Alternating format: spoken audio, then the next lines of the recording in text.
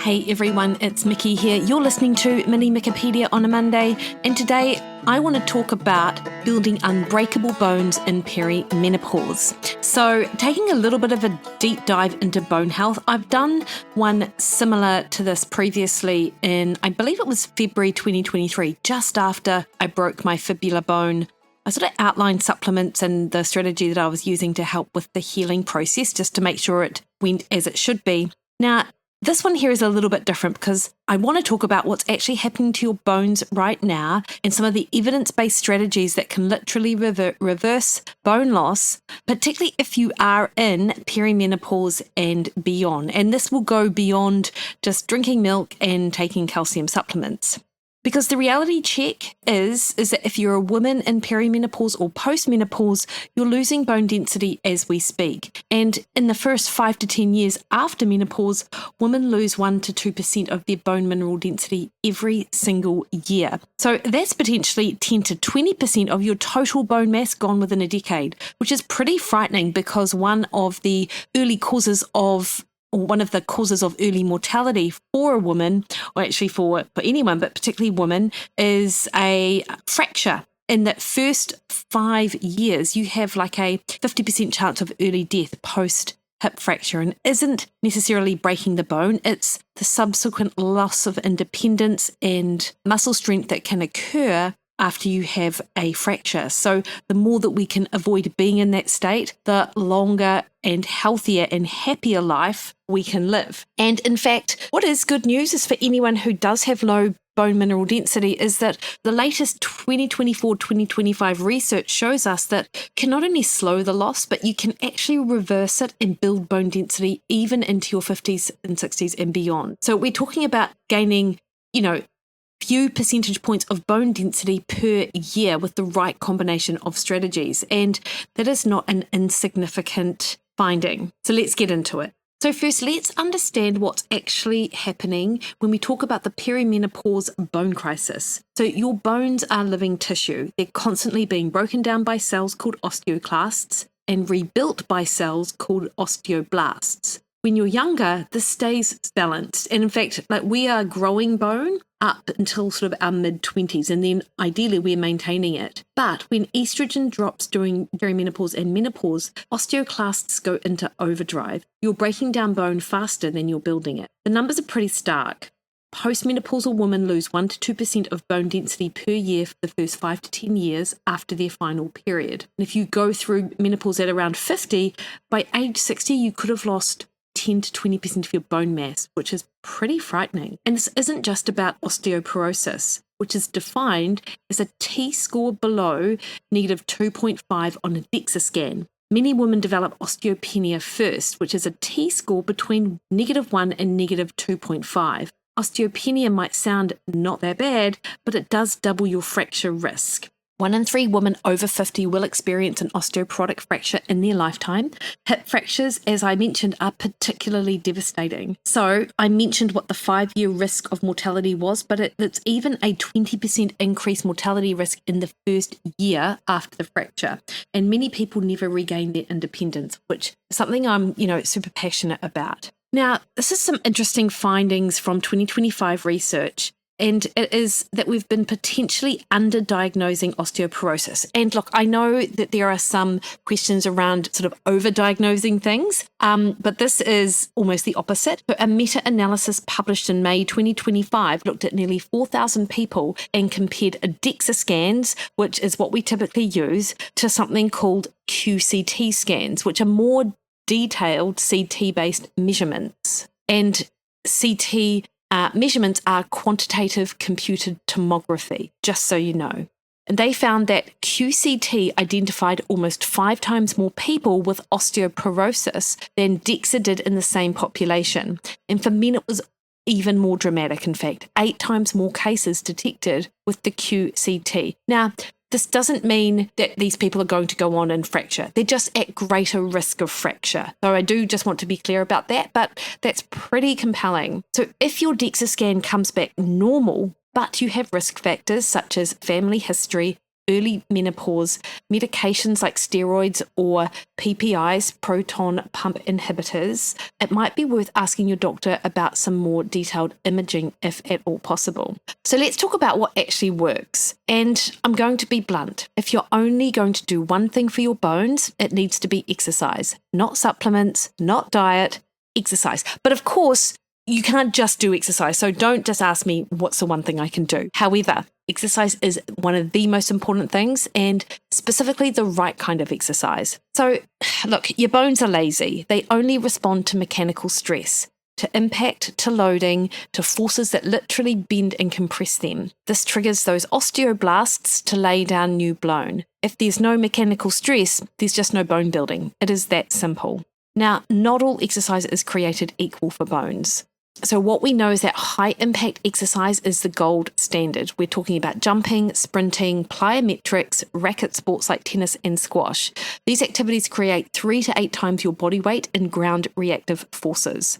And a meta-analysis from 2006 by Martin St. James showed that high-impact exercise can increase spine and hip bone density by 1.5 to 3.5% in just 6 to 12 months, which is pretty significant. Tennis and racket sports are particularly interesting. A study by Canis from 1995 found that the dominant arm of tennis players had a 6 to 12% higher bone density than their non-dominant arm. So if you've been playing tennis since puberty with at least 2 hours per week, you also get 2 to 4% higher bone density in your spine and hip. And the reason for this is the multi-directional loading and the torsion. So if you're moving in all planes, creating unique stress patterns are just part of that, and this is something that your bones love. Now, a major meta-analysis also published in May 2025 analysed 17 randomised controlled trials, 690 postmenopausal women, and they found that resistance training significantly improves bone density at the lumbar spine and femoral neck.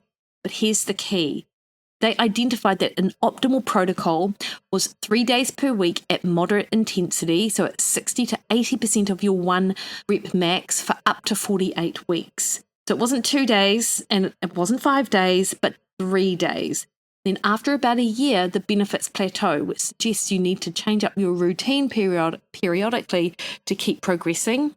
But the fact that you were able to get that improvement after consistently resistance training for a year is pretty significant. Now, what about weighted vests? So I want to be really clear about something, and I think it's well understood now, I assume it is because it's all over social media. Weighted vests are not a substitute for resistance training. They're a complement to it and not a replacement. Resistance training creates direct muscle pull on the bone. So when you squat or deadlift, your muscles are literally pulling on your bones with significant force. This mechanical tension triggers bone formation. You're also getting progressive overload. You can keep adding weight, going heavier, and creating more stimulus. Weighted vests work differently. They provide this axial compression. So that's top-down loading through your spine and hips when you're upright. It's like carrying a backpack. Essentially, that is what it's like.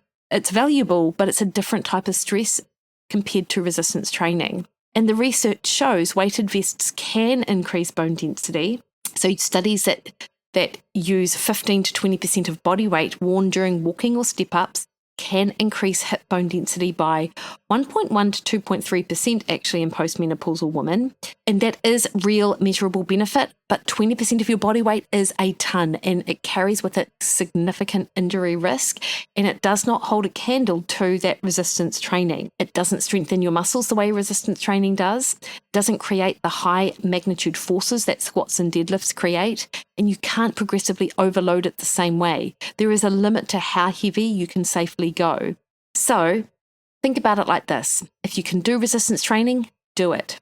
Use a weighted vest as an add-on for extra bone stimulus potentially during your walks, or just extra weight, or for exercises where adding resistance training would be difficult. And if you are to use a weighted vest, then you'd start at about 5 to 10% of your body weight and progress upwards over an 8 to 12 week period. And you may try it, 3 times a week. Do a 5-minute walk plus 3 times 10 box step-ups, and potentially 3 times 10 sort of squats to stands. But don't exceed 25% of your body weight, because there is an additional risk of spinal compression. And this is something to do in addition to strength training or resistance training, not instead of. And A lot of people walk, and walking is fantastic. Walking alone produces less than 1 times your body weight in ground reaction forces, and multiple meta-analyses show it maintains bone density, so it stops you from losing more, but it doesn't significantly build new bone. Walking is fantastic for your cardiovascular health, for your glucose and metabolic health, for your mental health and joint mobility. So please do it, but don't rely on it as your bone building exercise. And that is the same with swimming and cycling. Again, amazing forms of exercise, but they're non-weight bearing or low impact. Studies show that they don't increase bone density, unsurprisingly, and in fact, competitive cyclists often have lower bone density than sedentary people because they're spending hours in a non-weight bearing position. So you need a combination of high impact or resistance training 2 to 3 times per week for bone building, plus whatever other exercise you love for overall health. Now, I want to shift gears to something that people don't often talk about when it comes to bone, and that is sleep. It is absolutely critical for bone health. A study from the Women's Health Initiative looked at over 11,000 postmenopausal women and measured their bone density up against their sleep habits. Women who slept 5 hours or less per night had significantly lower bone mineral density at every site measured: spine, hip, and femoral neck. The women with the short sleep, less than 5 hours or less, had 63% higher odds of osteoporosis at the hip and 28% higher odds at the spine compared to women who slept 7 hours. And that's not a small effect. Look, during sleep, especially deep sleep, your body releases growth hormone. This is critical for bone formation. It stimulates those osteoblasts, which are the cells that build bone. And when you're chronically sleep deprived, you're cutting off this growth hormone pulse. A 2024 study showed that sleep deprivation decreased bone formation markers by up to 28%, while simultaneously increasing bone breakdown markers. So it is a double whammy. You're building less bone and you're breaking more down. And the mechanisms do go well beyond growth hormone, however. Sleep deprivation increases cortisol, which directly decreases that osteoblast activity. Poor sleep also increases inflammatory markers, and chronic inflammation accelerates bone loss. Plus, sleep is when your body regulates the parathyroid hormone that controls calcium metabolism. So when all of this is disrupted, you get poor calcium balance and increased calcium excretion. So in the real world as well, when you are sleep deprived, you're less likely to exercise. Tired, your motivation tanks, and you're suddenly, that resistance training session you planned either gets skipped or it's done suboptimally. So sleep affects bone health both directly through hormone pathways, indirectly through its effects on your behavior. So aim to be in bed for 8 to 9 hours to try to get those 7 to 8 hours of sleep a night consistently. And the quality matters too. If you have sleep apnea or chronic insomnia, you need to get that treated. It isn't just about feeling tired, it's about your bones. And go back and listen to my podcast with Alex Bartlett and Greg Potter on sleep, because you need to create good sleep hygiene. Dark room, full temperature, consistent schedule, and all of the other things that have been talked about there. And think of sleep as your overnight bone repair crew. And when you shortchange it, you're literally telling your bones that they don't get to recover and rebuild. Now, let's tackle those vibration platforms: power plates, Juvenet, whole body vibration. I do get asked about these constantly, and the research is actually pretty interesting, but it is nuanced. So first, let's be crystal clear, not all vibration platforms are created equal. There are 2 completely different types. You get the low intensity vibration. These look like bathroom scales. They create tiny vibrations, less than 1 gram force, at frequencies of around 30 hertz. Think of them as gentle pulses going through your feet, up from your feet through your skeleton. And then you get the high intensity whole body vibration like power plate.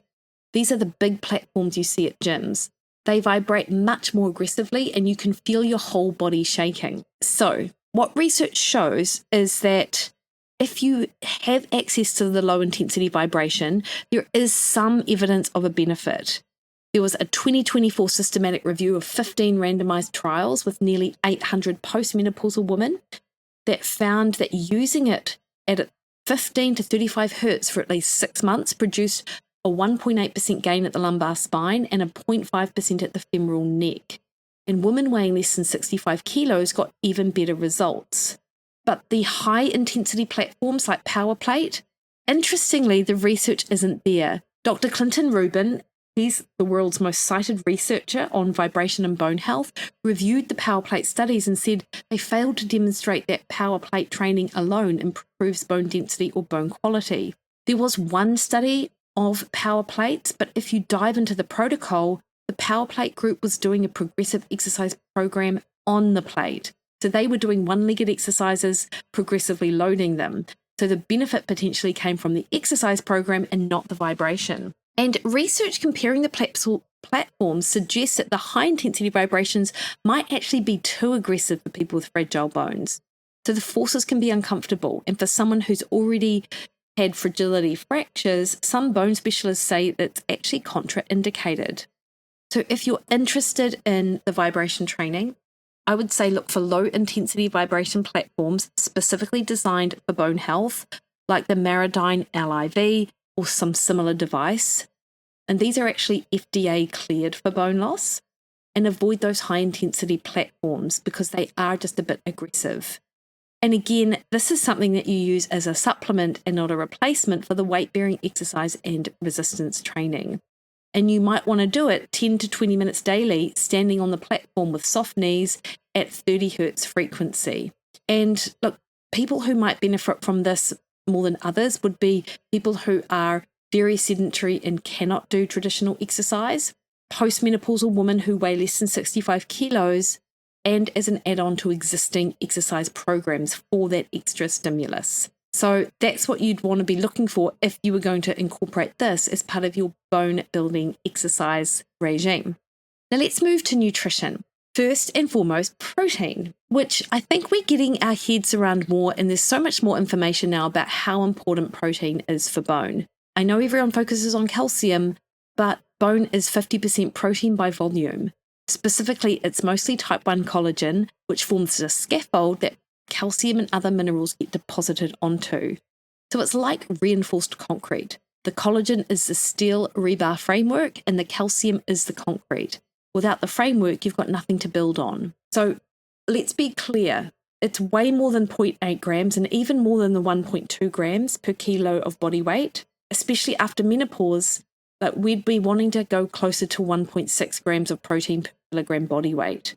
So that's up to about 112 grams of protein per day for a 70-kilo woman.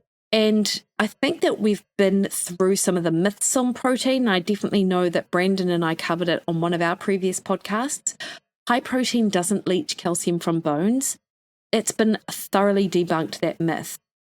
Meta-analyses show that high protein intake, when calcium intake is adequate, either has a neutral or improves bone density. Low protein is way more dangerous for bones. It can decrease insulin growth like factor 1, which is a key hormone for bone formation. So practically, we want to aim for at least 30 to 35 grams of protein in a meal, focusing on those high quality sources that we talk about all the time. And if you are plant-based, you do need to be more strategic. Legumes, tofu, tempeh, quinoa are all sources of protein, albeit legumes are actually pretty small in terms of protein.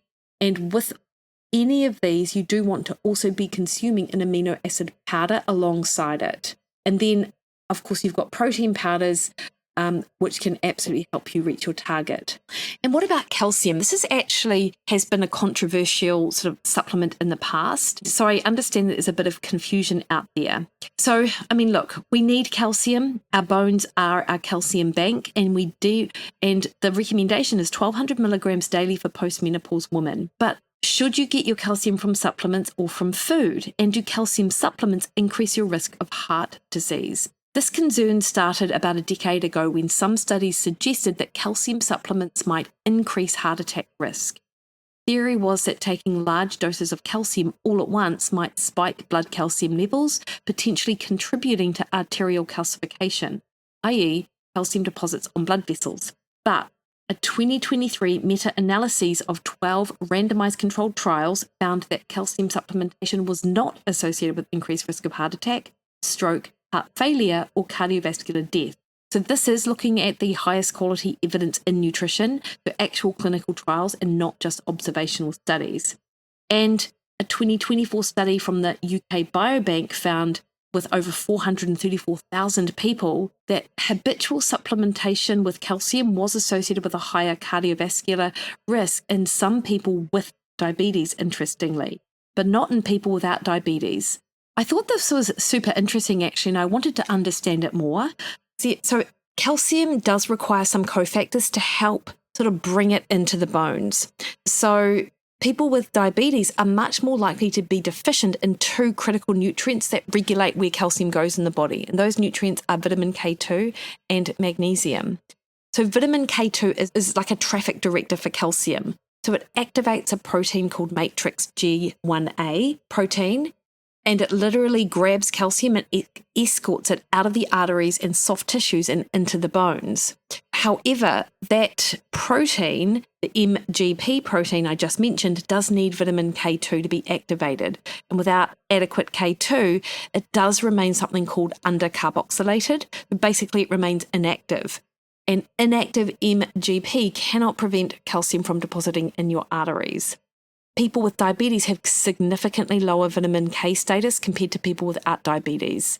They also have high levels of this inactive MGP, and that correlates with worse vascular calcification and increased cardiovascular risk. And magnesium is the other critical player. It also helps regulate calcium channels in cells, prevents calcium from inappropriately entering vascular smooth muscle cells, is required for vitamin D metabolism, and helps regulate the parathyroid hormone, which controls calcium balance. And people with diabetes are notoriously deficient in magnesium. Type 2 diabetes is associated with increased urinary magnesium loss, and many diabetic medications further deplete magnesium. So there are definitely some mechanistic reasons why people with type 2 diabetes have a higher cardiovascular disease risk when they take calcium supplements, but it's not the calcium per se, it's that they don't have those cofactors present. So regardless, like if you're taking a calcium supplement, it is recommended that you take a supplement that does have the appropriate cofactors just to help drive the calcium to where it's required. So practical guidance then based on supplementation, we know that it can be helpful, but we want to try and get as much calcium as possible from food. Dairy, if you tolerate it, leafy greens, sardines with bones, fortified plant milks, and tofu made with calcium sulfate. If you're getting 800 to 1,000 milligrams from food, that's pretty good, and you may not need to supplement, or you might just need a tiny supplement.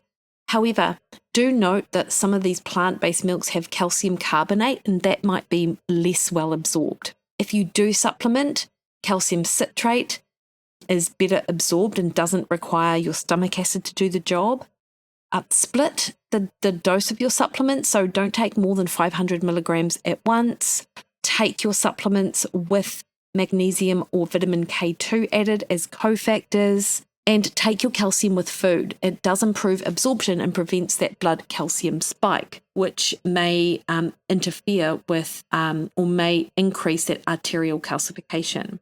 So the evidence doesn't support avoiding calcium or being afraid of it, but it does support being strategic about how you get your calcium and when to take it. So do be mindful of that. And one last thing I'll say is if you are intolerant to dairy, as a lot of people are, it isn't helpful actually to take dairy regardless, because an intolerance indicates that your body doesn't handle it well, and it can create more of an inflammatory pathway, and inflammation is pretty terrible for bones as well. So be mindful of that. And what about micronutrients? So let's talk about vitamin D. So ideally you want a blood level of about 40 to 60 nanograms per milliliter, or 80 to 100 nanograms per milliliter. And in fact, in New Zealand, it says anything above 50 is fine, but a lot of vitamin D experts suggest 100 to 150 nanomoles per litre. And so you don't want to be just above what is considered optimal on your blood health forms, which is 30 nanograms if you're in the US, or it's 50 nanomoles if you're here in New Zealand. So vitamin D, particularly in winter, and having about 3,000 to 5,000 IU. And I would test levels twice a year and adjust supplementation accordingly. And test your levels coming out of winter and then again 6 months later. So I mentioned K2, and we specifically want MK7.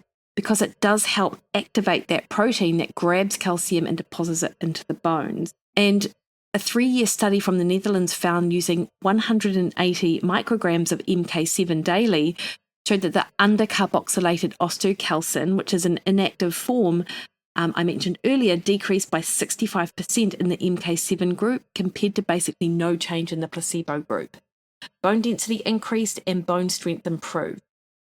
And another study in 25 found that Japanese women who used 200 micrograms daily of MK7 for 18 months had reduced vertebral microfractures, improved bone architecture, and decreased arterial stiffness. So MK7 can help improve both bones and your cardiovascular system. Now look, keto is difficult to get to in food. Natto is king, and this is a traditional Japanese food, like fermented soybeans. It's an acquired taste. Gouda cheese, egg yolks, and some fermented foods have smaller amounts, but look, most people will need to supplement. So look for MK7. Magnesium, getting either a glycinate or citrate. 60% of your body's magnesium is stored in the bone. As I mentioned, it's a cofactor for calcium and vitamin D activation, directly involved in bone formation. So 350 to 420 milligrams daily. And you can get some in food like pumpkin seeds and spinach and dark chocolate and almonds. You cannot meet what the requirements are based on food alone, unfortunately. And then some trace minerals such as zinc, copper, manganese, boron, silicon. These are all super important nutrients as well. And it is difficult to get. Like, I don't expect you to be taking 15 different supplements, but if you have a supplement like the Good Green Vitality or a really good multivite like 2 a day from Life Extension, then you can get a lot of your bases covered. The Go Healthy Skin, Hair and Nails has silicon in it and also has biotin, which is sort of separate to this actually, but it's still an important nutrient. And omega-3s. So I talked to Professor, I'm going to say Stuart McMillan, on omega-3s and their importance for bone health, particularly in older people. Taking 1 to 2 grams of EPA and DHA daily helped slow bone breakdown in a sedentary population. So they do have particularly bone protective effects. And look, omegas do so much anyway. I would highly recommend that they're just part of your usual daily stack. And what about collagen peptides? So bone is 30% collagen by weight. Collagen peptides are hydrolyzed collagen. So basically collagen that's been broken down into smaller pieces that your body can absorb. And the theory is that these peptides signal your osteoblasts to make more bone. And there was a study in 2018 by Koenig and colleagues looking at 131 postmenopausal women with reduced bone density and gave them either 5 grams of collagen peptides or a placebo for 12 months. And the collagen group had significantly higher bone density with both the spine and the femoral neck. Subsequent to that study, they in fact did a 4-year follow-up, and the woman who continued taking the collagen peptides for 4 years had an increase in that bone mineral density again, which ended up being clinically significant. Interestingly, none of these women had fractures during that 4-year period. So I think it would be absolutely worth taking collagen peptides as well, 5 to 15 grams daily, and looking for products particularly marketed for bone health, brands like Fortibone. And this is a collagen that has been used in studies. And if you take your collagen 60 minutes before your workout with vitamin C if possible, there is some evidence that it increases uptake into bone and tendon tissue. And I've talked about Keith Barr's work before. This is informational research that he's looked into. So these don't, the collagen won't replace anything like calcium or vitamin D, but it is important as well. So you'd want to be using all of these together. And the last thing to consider is, of course, creatine. So creatine might help with bone density. This is emerging, not by directly affecting bone, but by amplifying your resistance training gains. And there is some research to show that creatine plus resistance training may improve bone mineral density. That's at a level of about 5 grams a day, just taken on the daily. But again, it is not, it's not set in stone, if you like, that it has this amazing impact, but creatine is involved in so much that, and it's not creatine by itself, it's alongside that resistance training. and it is incredibly safe. There is decades of research on creatine. So I just want to finish off with just some things to be mindful of with bone, because obviously sleep's important, exercise is important, nutrition is important. But what about some things which may impact negatively? Corticosteroids. So these are the worst. They directly increase osteoclast, which is that breakdown activity. So if you're on steroids long term, you must be proactive about bone protection. Proton pump inhibitors such as omeprazole, more than 1 year of use decreases calcium absorption. So if you're on these, talk to your doctor about alternatives, or at least get a DEXA scan. There is some research suggesting long-term use of SSRIs may decrease bone mineral density. And we do want to be mindful of aromatase inhibitors, which are medications used for breast cancer treatment, because they do significantly impact bone. So we just have to be so proactive around our healthy lifestyle habits if you're going through treatment. Smoking and alcohol. Smoking is an absolute disaster for bones. Even secondhand smoke has negative effects. And, this is depressing, alcohol over 2 drinks per day increases fracture risk as well. So if you are someone who drinks more than what you think you should, or you smoke, then these need to be addressed, particularly if you have bone mineral density issues. What I do want to finish up with is, can you reverse osteopenia? And the thing is, you can. I've had many, many people come to me over the years showing an improvement in their DEXA scans when they are address some of these lifestyle and exercise habits. So first, osteopenia, if you recall, is a T-score between -1 and -2.5. Osteoporosis is -2.5 or lower. The closer you are to normal, meaning a T-score above -1.0, the more likely you are to reverse bone loss. If you're at -1.5, getting back to -0.9 is very doable with the right protocol. If you're at -3.5 in the depths of osteoporosis, getting all the way back to normal is much harder, but you can still build bone, improve bone quality, and significantly reduce your fracture risk. So the research does show with comprehensive intervention, exercise, nutrition, sometimes medications, people can gain 1 to 3% of bone density per year. And remember, anything above 3% is considered clinically significant. So reversal actually means moving your T-score into a better category, stopping further decline, building bone quality even if density doesn't fully normalize, and reducing fracture risk. And for most women with osteopenia, the goal should be to stop losing more bone and start building it, even if you don't get all the way back to where you were at the age of 30. If you can maintain or improve your current body bone density and build strength and balance to prevent falls, you're totally winning. So some of these critical factors for success are catching it early. So getting some regular DEXA scans, particularly if you have a history of osteoporosis in your family.